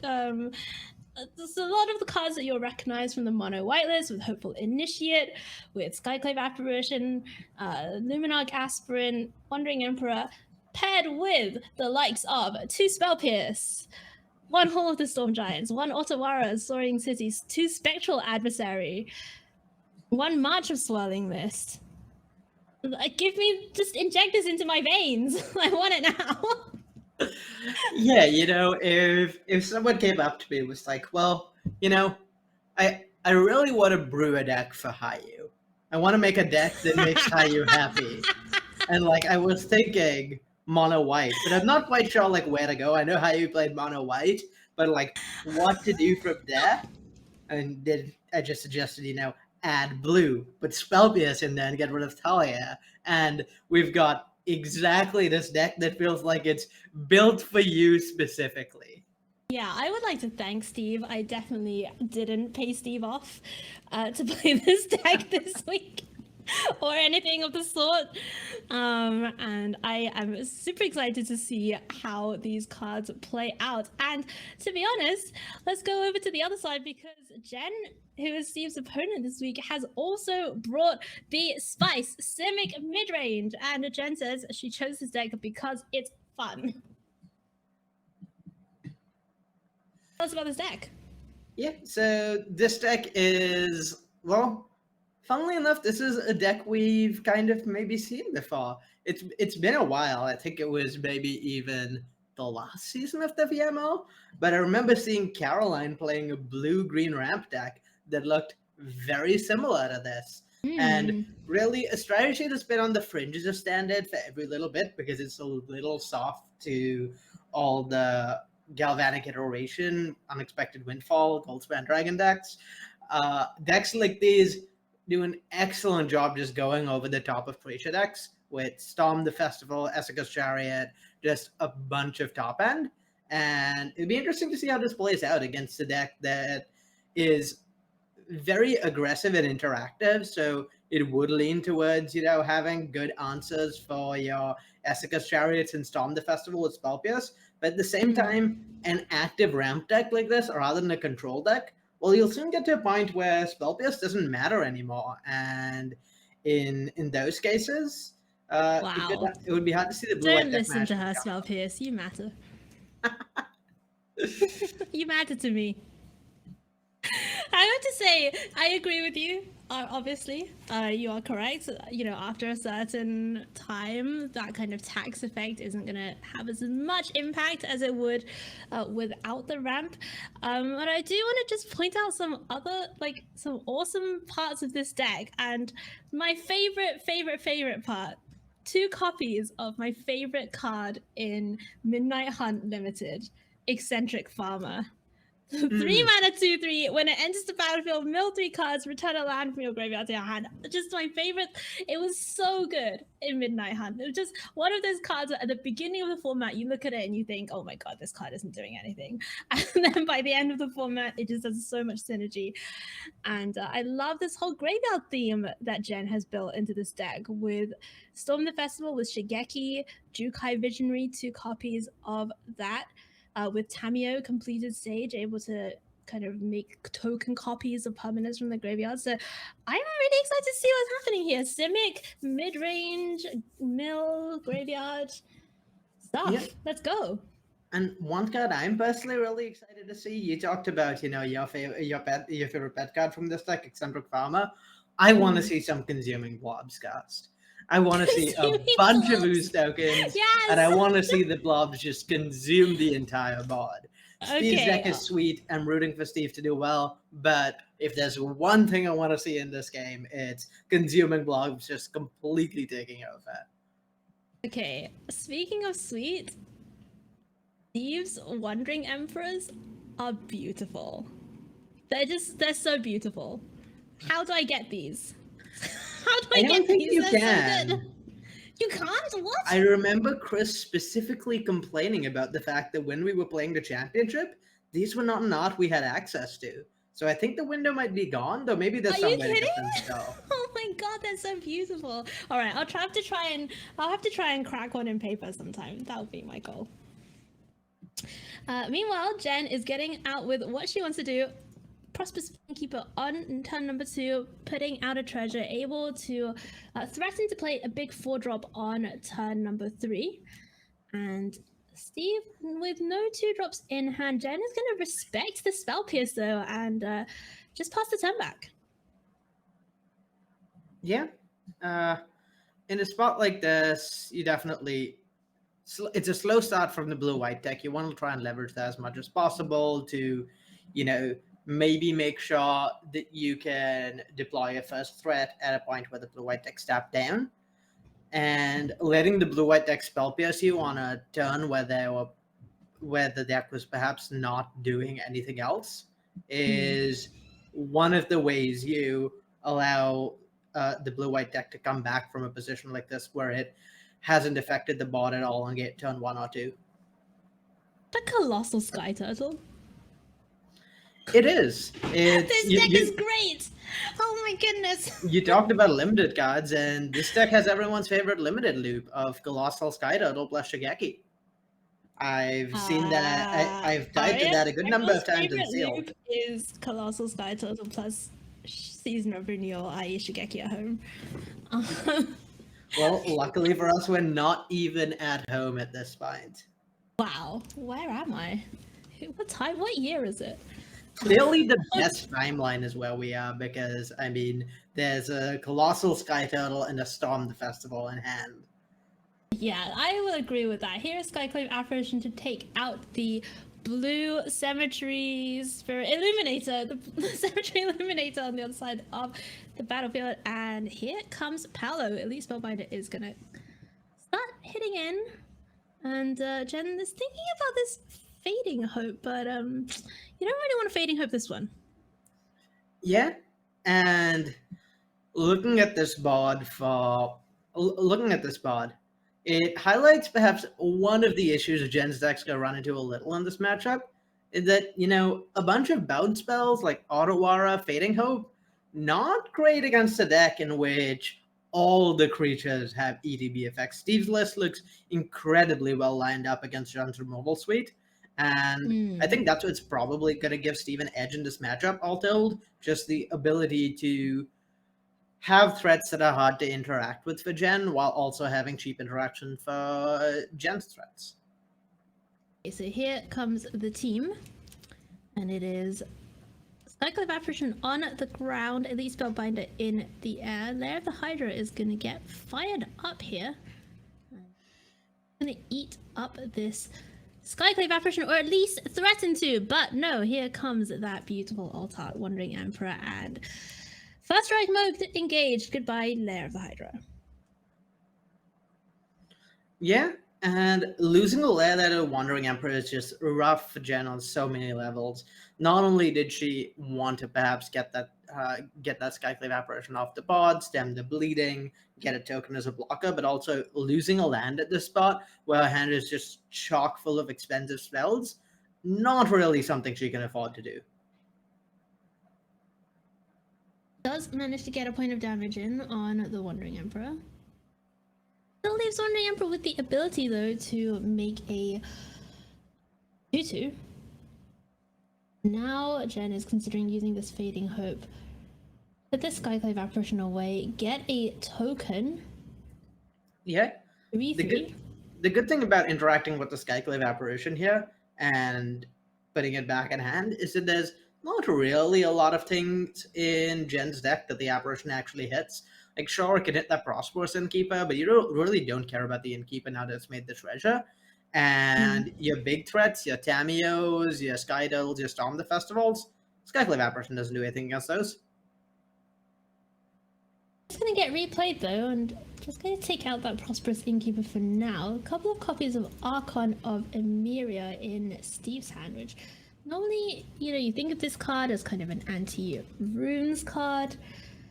But it also has some other text on it. It's not just flying. It's not just each player can't play more than one spell. Non-basic lands your opponent controls come in tapped, and that is really annoying for a deck like Jen's. Unfortunately for Steve, not quite ideal in this matchup specifically. The issue with Archon in this matchup is all of your spells are cheap. All of Steve's spells cost like 3-4 mana, and going into the late game, Steve's definitely going to want to double spell. Going into a late game, Jen just wants to play 6 and 7 drops. She doesn't need to worry about like getting multiple spells to get incremental value. She's just gonna play like 1 or 2 big haymakers and try and end the game. And look at this for a haymaker. Storm the Festival is going to get Tamio Completed Sage and Esca's Chariot from the top of the library. It's party time, Arya. Yeah, and this is exactly that situation I mentioned where, Jen just played 1 big haymaker, and the Storm the Festival is locking down Steve's 1 threat, providing multiple threats for Jen with the Tamio and the Esika's Chariot, and kind of hard for Steve to actually beat that 1 threat having resolved. So let's see what Steve decides to do here. Puts a counter on the existing Samurai. That is now a 3/3 with first strike. Gonna come in, and this is an interesting block here because Steve does have that second Wandering Emperor in hand and is going to have to flash it out just to make this keep this this token around. Yeah. Definitely not great blocks for Jen. She's losing 2 creatures, but at the same time, I can't imagine she's too unhappy with this. Steve spent the whole turn just like playing out a Wandering Emperor, not playing any of the many 3-drops in hand. And Steve didn't even really get a card because that Wandering Emperor had to Legend Rule the previous one to be able to actually activate its ability. So Jen in pretty decent shape here. Yeah, just thinking about, I think, what to actually minus Tamio on from the graveyard. We don't have a look precisely at what's in Jen's graveyard. I know there's a Prosperous Innkeeper. Yeah, I wouldn't be surprised to see the Tamiyo minus on Innkeeper in a turn or two, perhaps, to try and get a token that'll allow a flashback Storm the Festival to be cast. At this point, though, there's really not much for Jen to get with it. Yeah, so Tamiyo is just going to keep tapping down that Elite Spellbinder. Here is Adeline making a 1/1, and wow, Jen's just going to let Tamiyo take 5 here from the Samurai. Yeah, with the second Tamiyo in exile, the first Tamiyo is really not doing that much. At this point, all Jen wants to do is make sure she stays alive and try and take over the game with that flashback Storm the Festival, take over the game with something like a Shigeki Sky Turtle loop. Something like Ren and 7 eventually coming down will go a long way towards stabilizing this game. But for right now, it's just making sure she stays alive. It looks like I think Jen has 7 mana available, so still a little way off using this Storm the Festival. Keep ticking up on the Tamiyo, and you have to admit, like, Jen is spinning wheels. She's not necessarily doing as much as she would want to be doing in this spot, but Steve also hasn't made as much progress as he necessarily could have with all these annoying blockers and the such. Yeah. This turn, though, it looks like Steve's going to be able to put together a much bigger attack here. Yep, and one of the things that's actually really working out in Jen's favor here is that she doesn't actually need to cast any spells, and definitely not more than one spell this turn. She can just activate Shigeki, that's not a spell, and then cast one Fading Hope maybe, and that's one spell this turn. Meanwhile, NerdySteve locked under that Archon, so only one spell happening each turn. You know, if Steve wants to spell pierce this, that means 0 other spells for the entirety of this turn. Oh, okay. Yeah, so that, you know, it looks bad right on board for Jen because she wasn't able to deal with this 5/5. She has to take a bunch of damage. Tamiyo is going down, but now Steve can't do anything else this turn. Back over to Jen. Let's see if she can stabilize. That's another Essica's Chariot. And that is Storm the Festival with flashback. Let's see what Jen finds here off the top. Spinning the wheels. Look at the top 5. Put up to 2 permanent cards with mana value 5 or less. Are we going to see it? Ren is oh, it's just going to be Eccentric Farmer and a Shigeki. Yeah, that's worth noting. That Storm the Festival actually wasn't with flashback. It was. Oh, that was just a return to hand with Shigeki. So if she's able to find a few more lands, survive a few more turns, there's going to be yet another Storm the Festival coming.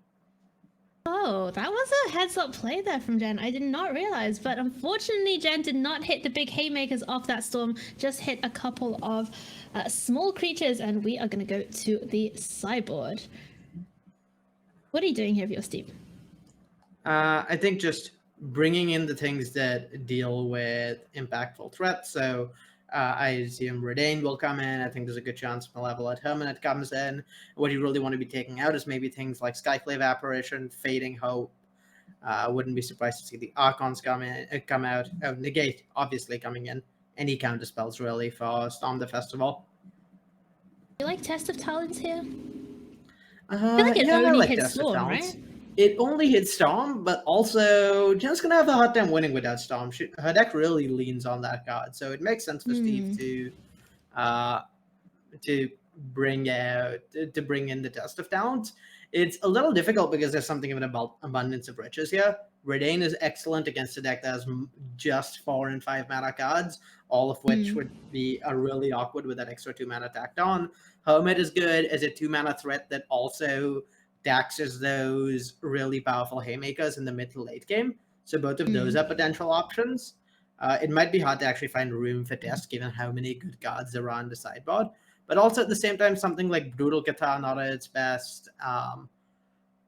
Skyclave Apparition in particular not great because you don't want to be apparitioning an Essica's Chariot. That leaves you very far behind on board. There's just 2 duties that come down for free. And if you do apparition the Chariot, then if your Skyclave Apparition ever gets removed, the next Chariot can make copies of that 4/4 illusion token you're giving them. So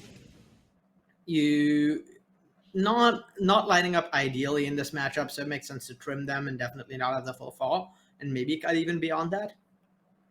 So let's have a look at what Jen is working with. 2 copies of Inscription of Abundance are coming in. Briarbridge Tracker as well. Also available, Decisive Denial, Return to Nature, Imrith, Desert Doom. Looks like the big dragon getting the nod here. And oh, look at this. Storm the Festival is coming out. What do we think of that? That's a really heads-up play from Jen. She sees those tests of talents in Steve's sideboard and goes, oh, I'm just going to make those cards have 0 text. I'm cutting all my memory losers, all my Storm the Festivals. Your test of talents are dead cards you're bringing in, and I'm just going to win with the Ren and 7. These sideboard and Imriths is just like with the Briarbridge Trackers and Inscriptions is just the ability to just play cheap creatures and have like a reasonable early game. And yeah, she's perfectly set up to deal with Steve's deck post sideboard, and what should be a pretty hard match for game 2 and 3, but Jen's found a sideboarding plan that gives her at least a fighting chance. Yeah, both players working with pretty nice hands here in game number 2. Jen has the turn to Root Roll Creeper into Tracker into Chariot. And Steve with the 1-2 punch, a Hopeful Initiate into Luminarch Aspirant, chooses to put the counter on the Hopeful Initiate, which, gets some damage in now, but of course later on you're going to want some creatures that are more powerful than Hopeful Initiate to be able to keep that training going. Chariot does Chariot things on turn number 3, and this used to be literally like GG. Like every time Chariot came down on 3, you were just, that was it. Yeah, and you say this used to be GG, but I'm having a hard time picturing Steve coming back from this one. That with that Colossal Sky Turtle to bounce the Hopeful Initiate and get rid of all those counters, Jen could just get in for a ton of damage and make a token, keep generating value, putting Steve further and further behind on board. And yes, Steve's deck not the best suited to play from behind. That's generally been an issue with these tempo control decks, tempo aggro decks that have cheap creatures and a bunch of counter spells. Once you're behind, those counter spells are not great, and Steve's deck not very well set up to play in this spot. Right, and you see Steve there is particularly, had left up the Spell Pierce in the previous turn to deal with something like a Planeswalker or some of the festival type thing, and ended up being, Jen said, okay, well, I'll channel a thing and I'll play a creature. What are you going to do about it? And all of a sudden, Jen is super far ahead on the ground at least, but Steve has found an air threat thanks to this Elite Spellbinder. Yeah, and, Jen doesn't have much going on right now. She's not casting a lot of spells, like the Eccentric Farmer, not the most impactful thing on the board. It doesn't matter. At this point, she just has that Essica's Chariot going. There's no answers for it in Steve's hand. Steve's forced to be on the defensive, which is really not what you want to be doing with a deck like this, because as the game goes longer, Jen is just going to get more and more scary threats that she can cast, and it's going to be really hard for Steve to keep up. Can I just say I realized that Eccentric Farmer works with Besaju, and that's made me super happy. Just want to put that out there in the world. Here come the 2 4-power threats. Channel Land's doing a lot to make various decks more playable on Standard, and or various cards, and Eccentric Farmer definitely one of them. Oh my goodness, I love this from Jen. Copy that clue token, get an extra card. Nothing really to work with in hand. Here's Spellbinder, that's not going to get anything. And Steve down to 8, but does have a pair of aspirants. Is able to put these counters on every single turn. Can at least build up some blockers for the ground force. Just with a Lonely Spell Pierce in hand, though. And Jen finds Fading Hope. Yeah, and at this point, with those clues, it's going to be really hard for Steve to win, because Steve is behind on cards, and on board, and on life totals, and on mana. So really, every conceivable axis. And even if Jen takes a turn or 2 off drawing cards with those clue tokens, even if Jen whiffs on threats for a turn or 2, every single threat in her deck is so much more powerful than anything Steve's doing at this point. So you really don't want to let it get to this point as playing a deck like this, where you're just so far behind and trying to play keep up, because you're not going to be able to keep up in terms of sheer power level of threats. That is proving to be the case. Spellbinder can trade with that Briar Bridge tracker, but Steve has seen the writing on the wall, and we are going to see a deciding game here between blue-green Simic Midrange and Azorius Tempo Aggro, and I could not be more excited. This is the game 3 we deserve. Yeah, if there's any match I could have picked this week to have seen as much as possible of, it's definitely this one. Both these decks are just so sweet. So sweet. I'm so excited. They're not even fringes of standard decks, you know, decks that saw some play but were not quite there. These are both just complete brews, and like both these players have brought clearly really strong and really unique takes on decks that really weren't seeing any play in standard. And it's, I think, again, indicative of how good shape standard is in, where, you know, you're just able to play these brews week after week. All right, so Steve has kept the 7, Aspirant, Cathar, Spellbinder, Apparition, Negate. What more could you want? Jen has gone to 6, has Innkeeper into potential Tameo on 3, and Sky Turtle and Imrith joining the party as well. And I have to say, Arya, you know, you make a very good point. Both of these decks, not even like you won't see these decks really in the tournament streets. You're unlikely to see them on ladder. But both of these are very accomplished players. Yeah. Jen has had a lot of success on the GP circuit. I believe she has a GP top 4 to her name. I could be wrong, but I think I believe she has a win. Oh, maybe actually. And Steve obviously recently been dominating the arena ladder as well, making it to #1 mythic, I believe, pretty recently. Someone's going to correct me if I'm wrong on that. So both of these players incredibly capable, and it's awesome to see them bring these off-meta decks and do well with them. Yeah, it's definitely really impressive to see not one but 2 really powerful decks like this in play that don't really fit anything that we'd seen before. And some really interesting counterplay between the 2 of them as well, where, you know, Negate, really good against this deck, generally speaking. There's Ren 7, there's Damio, and there's Essica's Chariot, and you might even think there's Storm the Festival. But at the same time, Imrit doesn't get hit by Negate, has an enormous amount of ward when it first comes down, so not getting hit by that Brutal Gather, and going to be pretty hard for Steve to beat. But also, you know what else doesn't get hit by Negate? Channel. Channel is just there, like, laughing at all these counter spells, saying, what are you going to do? Here comes Imrith. That is a 5/5. That is by far going to be the dominant force on the battlefield, at least when it's untapped. Brutal Cathar, as you say, unable to do anything about it right now. Luckily, though, for Steve, can put a bunch of counters on this Spellbinder and is essentially saying to Jen, are you going to trade your Imrith for my Elite Spellbinder? Yeah, it would be interesting to see what happens here. One of the things Jen has for her in a spot like this is that, yes, tapping that Imrit does leave it vulnerable to removal, but the removal in this case is Brutal Cathar, which when answered is going to give you your Imrit back untapped. So it might even be interesting to see her do something like play an use the Otawara, bounce the Spellbinder, get in with Imrit, draw a few cards, and at some point later when the Brutal Cathar comes down, Eccentric Farmer get back that Otawara and maybe try and use that to get back Imrit as well. It's just, again, a huge blocker that Steve can't really deal with in this spot. So Jen, having not blocked with Imrith, presumably has to attack to get the card draw. Well, in this spot, all she really needs to do is just use Otawara. Right. And that's going to put Steve so far behind on mana. Right. So here comes Elite Spellbinder. That is going to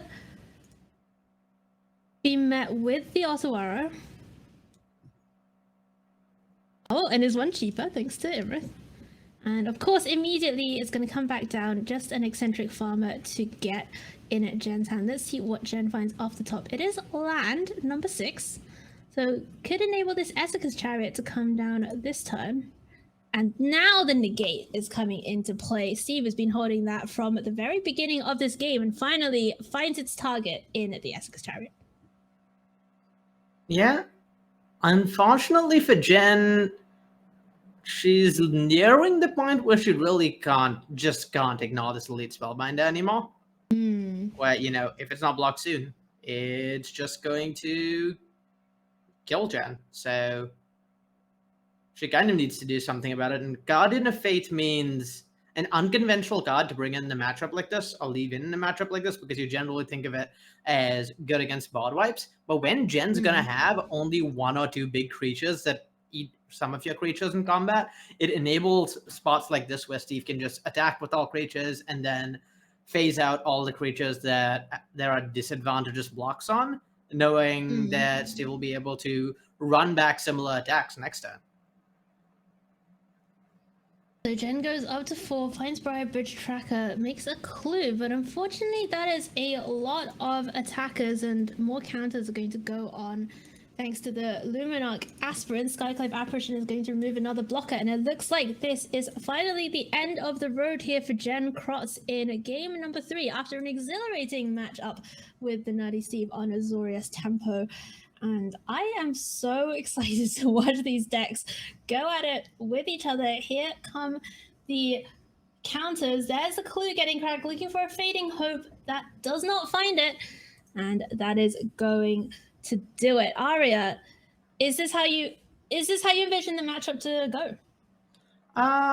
Quite likely. I mean, the blue-white deck is well positioned to prey on decks with a bunch of expensive non-creatures, Spell Pierce lines up very good against 4 mana Essex Chariots, 5 mana Planeswalker, 6 mana Storm the Festivals. Some excellent sideboarding there from Jen. A really heads up play that allowed her to have an excellent chance to win post spot by making those Test of Talents dead cards. But all told, still a favorable matchup for blue-white. So not surprising that Steve was able to get the win there. Yeah, great stuff. Congratulations to Steve, who I believe is undefeated still. I think Steve is going to advance to 5-0. So, wow, that is a huge achievement. Congratulations to Steve. We'll see whether Steve can continue that trend going into the last couple of weeks of league play. And, of course, putting Steve in a great position to be qualified for the playoffs. In fact, most seasons we've had all 5 X's go through, I believe, to the playoffs. So I think that means that Steve is now locked for a playoff spot, although of course it does. Whether that's going to be a first place slot or having to play in the week 1 of the playoff slot is yet to be determined. So congratulations to Steve for locking up that playoff spot. We will be seeing Steve go all the way to as far as the decks can take Steve. Yeah, just really impressive showing, being undefeated, not just undefeated, but undefeated playing a bunch of just like really cool brews rather than, decks that have put up results before. Just, it's one thing to do well. It's another thing to do well with, not only do well with your own decks, but different decks that you're consistently brewing and finding cool new ways to attack the metagame with. So really impressive job from Steve. Yeah, absolutely. Okay, well, that's going to do it. Great stuff. We saw some awesome decks. We saw 8 different decks. Is that right? We saw 8 different decks from our competitors today. All very exciting, all with lots of cool technology, great cards, Bard class, Targna. I'm not going to forget that anytime soon. We saw Cemetery Illuminators. We saw Colossal Sky Turtles. We saw, I don't know, Arya. Honestly, it's been wild and it's been fantastic. This is the kind of standard that people dream of, that people write into R&D and send the pizzas with, scroll on the boxes pleading for. Like and to have that happen during season 7 of the VML, for one of our players to be qualified for Streets of New Capenna, just wonderful stuff. Arya, do you think that this standard format is going to continue the way that we've seen? Yeah. I think today was really indicative of how different decks have different strengths, and they all play really well against each other, leading to a pretty interesting metagame. And no one dominant deck, though I will note the absence of Goldspan Dragons on Oh coverage my today. But yeah, I have high hopes for Standard, and it'll hope to continue to be as diverse as it looked today. Awesome stuff. All right, well, all that's left to do is to say thank you so much to all of our players who played this evening, to Lily and Duen, to Bryndis and Beky, to Jen and Steve and PKShellboy and Diidadaa. Thank you for recording your matches and being in the feature match area. Thank you to everybody who is watching, following along with the VML as we go through the season. Thank you, of course, to our awesome sponsors, Wizards of the Coast, Good Luck High Five, and NRG Series. And our production team behind the scenes, Phoebe, is fantastic. You all should follow Phoebe and also check out her transition fund, which is still going. And Arya, thank you so much for joining me on the coverage today. Pleasure, as always. It's always just such a blast casting with you. That's because I spent the entire time making fun of you and your weird dragon-based pyramid schemes.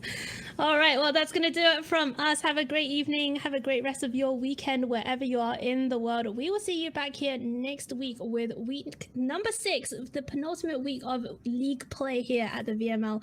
Do not miss it, because we are going to be locking up more playoff spots next week. And we will see who is going to make it and who is going to have their hopes dashed this season. Have a great night, have a great evening, and we will see you next time.